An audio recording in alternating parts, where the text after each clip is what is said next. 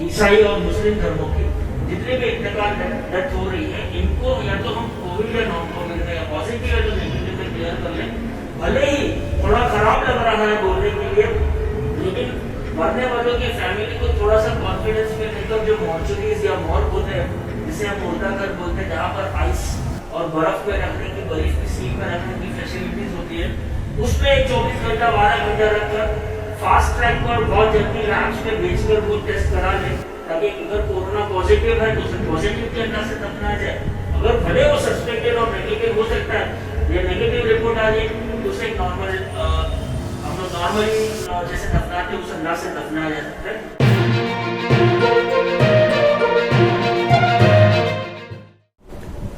बुलंद आवाज में आप सभी का स्वागत है। मैं नफीस पठान। कोरोना वायरस की इस महामारी में आज जो मुंबई की स्थिति ऐसी है कि मुंबई के पास कब्रिस्तान नहीं है। जो कब्रिस्तान थे वो पहले से ही बंद हो चुके हैं, जैसे कि कौसा कब्रिस्तान, और जो दरिया गली में जो कब्रिस्तान था वो ऑलमोस्ट फुल हो चुका है। और ऐसे में मुंबई के आवाम के पास सिर्फ एक ही कब्रिस्तान है जो MM गली में है, नया कब्रिस्तान।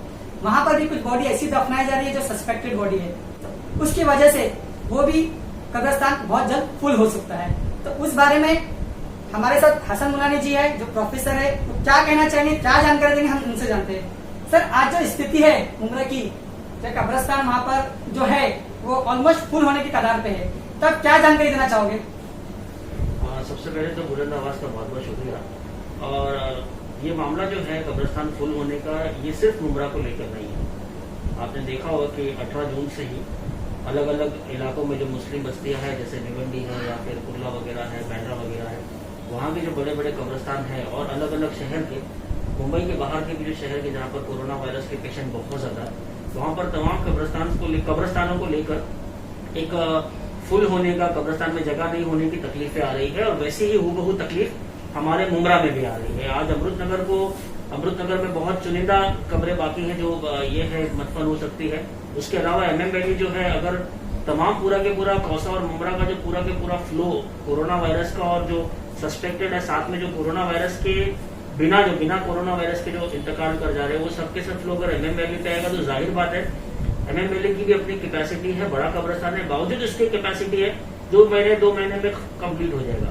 अब यहाँ पर हमें थोड़ा सा सोचना पड़ेगा, बैठकर थोड़ा सा मशवरा करना पड़ेगा कि कहाँ हम लोग कौन कौन सी चीजों पे काम कर सकते हैं। सबसे पहले ये जो मामला सस्पेक्टेड बॉडीज का है, सस्पेक्टेड बॉडीज का जो मामला है, इसे हमको थोड़ा सा रीथिंक करना पड़ेगा बैठकर कि अगर 10 जनाजे हो रहे हैं मुंब्रा में, तो 10 जनाजे में से अगर समझो 5 कोविड के हैं, पॉजिटिव केसेस है, तो वो 5 को हम दफना रहे हैं और 5 सस्पेक्टेड जा रहे हैं। अब उसमें से कितने नेगेटिव हो सकते हैं वो नहीं पता।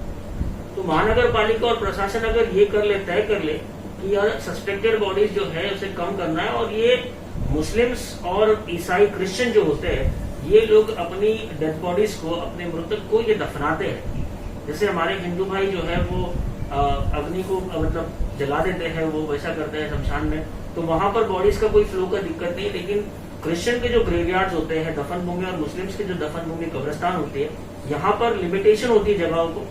तो इसको ध्यान में रखते हुए हमारे आसपास की जो म्युनिसिपल कॉर्पोरेशन है, साथ में ठाणे महानगर पालिका है, इन्हें सस्पेक्टेड जो केसेस है इन पर सोचना होगा और उन्हें पॉजिटिव नेगेटिव कंफर्म कर ही दफनाया जाए, तो हम और देर तक कब्रिस्तान की जो जगह है उसे लास्टिंग बना सकते हैं, बेहतर बना सकते हैं, और ज्यादा कर सकते हैं, हम लोग ज्यादा महीने दफन कर सकते हैं। जी हसन जी, जैसे ठाणे महानगर की वेबसाइट जो है वहाँ पर बताया जा रहा है क्या डेथ जो हुई है कोरोना वायरस वो 43 लोगों की हुई है, लेकिन MM वैली में जो दफनाए गए कम से कम 150 लोगों को अब तक कोरोना वायरस के नाम पे दफनाए गए।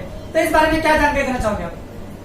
ये बात तो बहुत बड़ा मुद्दा है, बहुत इंपॉर्टेंट सवाल है। मैंने भी देखा आज 20 जून 2020 है और 43 इंतकाल डेथ्स हुई है, ऐसे ऑफिशियली ठाणे महानगर पालिका ने अपने वेबसाइट पर डाला है, जबकि यहाँ का जो ऑफिशियल आंकड़ा है वो 100 के पार है। कल तक शायद 105 के आसपास हो गया था और आज अभी अपडेट होने वाला है। तो आपकी बात बिल्कुल सही है। जो मुंब्रा में हमारे हिसाब से जितनी डेथ्स हुई है कोरोना वायरस कोविड-19 से, और महानगर पालिका जो दिखा रही है, इसमें 2-3 वजह सामने आ रही है। सबसे पहली और बड़ी वजह यह है कि भाई महानगर पालिका का जो हेड ऑफिस है ठाणे महानगर पालिका का और मुंब्रा प्रभाग समिति जो वार्ड कमेटी है, इनका तालमेल नजर नहीं आ रहा होगा, क्योंकि 2, 4, 5 या 10 बॉडीज या डेथ के रिकॉर्ड्स का आगे पीछे होता तो समझ में आता। यहाँ पर तकरीबन 60 ऐसी डेड बॉडीज है जो हिसाब में नहीं आ रही है। थाने महानगर पालिका के हेडक्वार्टर्स में जहां से वो एप्लीकेशन और थाने महानगर पालिका का डेटाबेस हैंडल हो रहा है, वो में 40-45 फैसले बता रहा है। मुमरा के रिकॉर्ड्स के हिसाब से 100 क्रॉस हो रहा है। या तो तालमेल का प्रॉब्लम है, या फिर हो सकता है थाने महानगर पालिका मुमरा जैसे सेंसिटिव इशू को कि भाई यहाँ 100 से ज्यादा 3 किलोमीटर के एरिया में 100 से ज्यादा लोग इंतकाल कर गए, हो सकता है थाने महानगर पालिका शायद छुपाना चाहता हो, या फिर पता नहीं कोई ना कोई मिसमैच हो रहा है, कोई ना कोई रिकॉर्ड्स और डेटा मेंटेनिंग में प्रॉब्लम हो रहा है। ये क्लियर नजर आ रहा है कि लोअर डिपार्टमेंट जो है मुमरा वार्ड कमेटी से लेकर हायर जो हेडक्वार्टर जो है महानगर पालिका का, जहां ये डेटा मेंटेन हो रहा है, सेंट्रलाइज हो रहा है, यहाँ पर इनका कोई ना कोई अकाउंटेबिलिटी में प्रॉब्लम हो रहा है। ये क्लियर नजर आ रहा है। नहीं तो 60 बॉडी 60% बॉडीज का इतना बड़ा डिफरेंस, इतना बड़ा फर्क आना गलत है।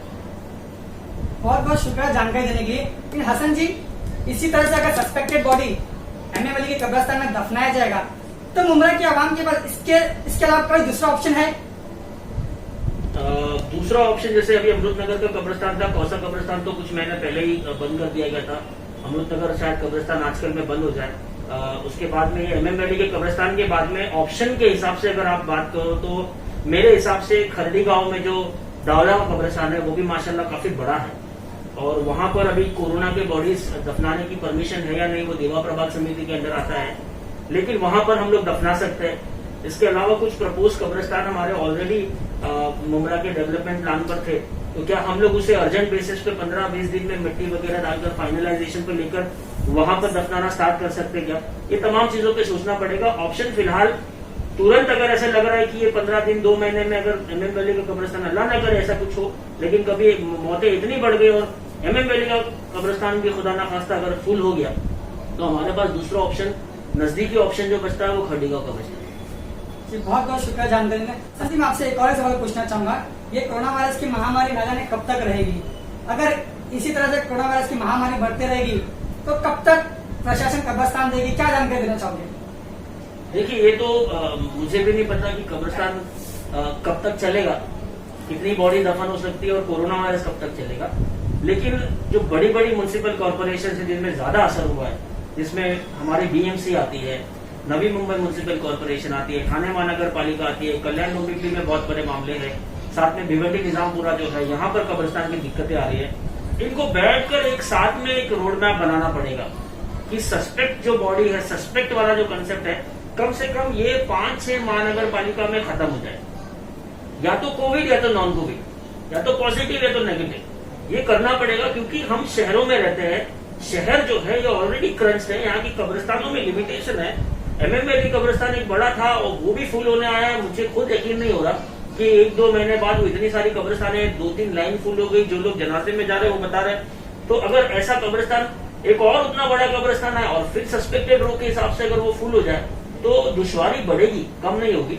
जिससे मैंने भी आपको बताया कि भाई खरड़ी का कब्रिस्तान है, खुदा ना खास्ता अगर वो भी भर गया तो फिर कहां से, फिर कोई नए प्लान वाले लेने पड़ेंगे। तो उससे बेहतर ये होगा कि अगर हमारे आसपास के 4-5 महानगर पालिका है और हमारा जो राज्य शासन है, महाराष्ट्र गवर्नमेंट है, ये साथ में बैठकर अगर एक रोड मैप तैयार कर ले कि शहरों में जितनी भी बॉडीज हो रही है, ईसाई और मुस्लिम धर्मों की जितनी भी इंतकाल डेथ हो रही है, इनको या तो हम कोविड या नॉन कोविड में, या पॉजिटिव या तो नेगेटिव में क्लियर कर ले।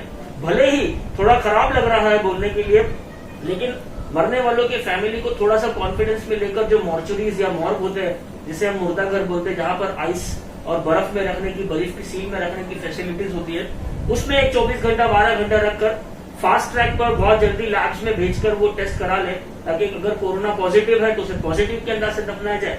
अगर भले वो सस्पेक्टेड और नेगेटिव हो सकता है या नेगेटिव रिपोर्ट आ रही है तो उसे एक नॉर्मल, हम लोग नॉर्मली जैसे दफनाते उस अंदाज से दफनाया जा सकता है। ये करने से 50% जो कब्रिस्तान पर प्रेशर है वो इंशाल्लाह कम हो जाएगा और हमारे रिजल्ट्स भी अच्छे आएंगे। और फिर शहर पे जो कब्रिस्तान पे जो प्रेशर बना हुआ है, कब्रिस्तान खोदने वालों पे जो प्रेशर बना हुआ है, महानगर पालिका और उसके साथ में जितने कोविड वॉरियर्स लगे हुए, जितने भी लोग काम कर रहे हैं इस कोरोना वायरस की महामारी में, इन सब पर थोड़ा सा प्रेशर कम आएगा।